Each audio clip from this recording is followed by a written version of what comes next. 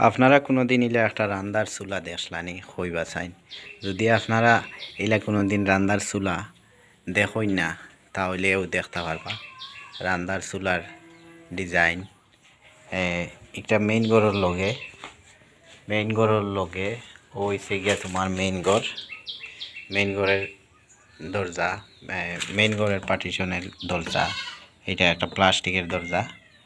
আর ওখান থেকে তোমার একটা হইব একটা সোলার ডিজাইন, আসাম স্টাইলের সোলার ডিজাইন, যে এখানে তারিয়া আছে, এখানেও পানির খলস দেওয়া হইব, উপরে অন্যান্য আরও কিছু হইব। আর এখানেও তারিয়া আছে একটা, দুইটা, তিনটা, আর একটা নিচে দেওয়া হইব চারটা। আর এই ইটা দিছি তোরা বড় গাড়ি, একটা পানির কলস তোয়ার লাগি। আর ওটা তোরা ছোটো আর দরকার আসলো, পাতলা করে দেওয়ার দরকার আসলো। এটা গাড়ি ওই গিয়া তোমার রান্দার চুলা, এখানেও উন্দা লইব, ওখানেও উন্দা লইব, আর ওইদিকে দুমা বার হইয়া যাইব।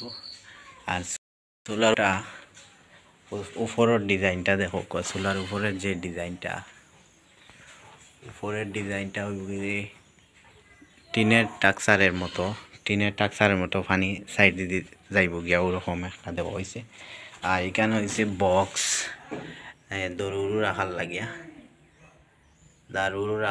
যে বক্স দেওয়া হয়েছে। দেখো নিচে দারু তো হইব আর উপরে রান্দা হইব, এখানেও রান্দা হইব। তো এই চুলাটা হইছে আমার, এইটা সম্পূর্ণ আমার ডিজাইনে করা হয়েছে। আর সামানুমান রাখার লাগে দেখো, আর একটা তারিয়া দেওয়া হয়েছে, আর একটা হইল মেইন ঘরের দরজা। আর এদিকে একটা জানলা রাখছি, জানালাটা বা আলো হলো আমাইতো। আর এই সাইডে আর একটা দরজা রাখছি, এই দেখো এই সাইডে আর একটা দরজা আছে। আর দরজা বা বারোই এখানে তোমার লেফটিন আছে, লেফটিনও এখানে গড় লাগাইয়া লেফটিন করতেও কোনো অসুবিধা হইতো না। সব মিলাইয়া মোটামুটি একটা খুব সুন্দর একটা হইব। এখন তার উপরে টিন মারা হয়েছে না, মেইন গড়ের টিন মারা হয়ে গেছে, উপরের টিনটা মারা হওয়ার বাকি রয়েছে, খালি উপরের টিনটা মারা হয়ে যাইব। তো এরকম একটা চুলা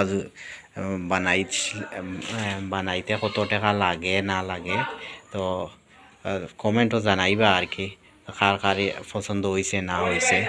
আর পরবর্তীতে আমি কইমু যে আমার এই চুলাটা বানাইতে সম্পূর্ণ কত টাকা খরচ হয়েছে না হয়েছে। আর একটা কথা বাকি রয়েছে, আর একটা জিনিস আপনারা কিবা কইতে পারেন, এই রডটা কিতা লাগে এখানে রাখা হয়েছে।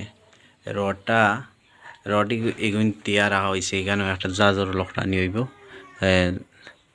অতখান আইব, অতখান তোমার ওয়াল আইব, অতখান ও রড জালি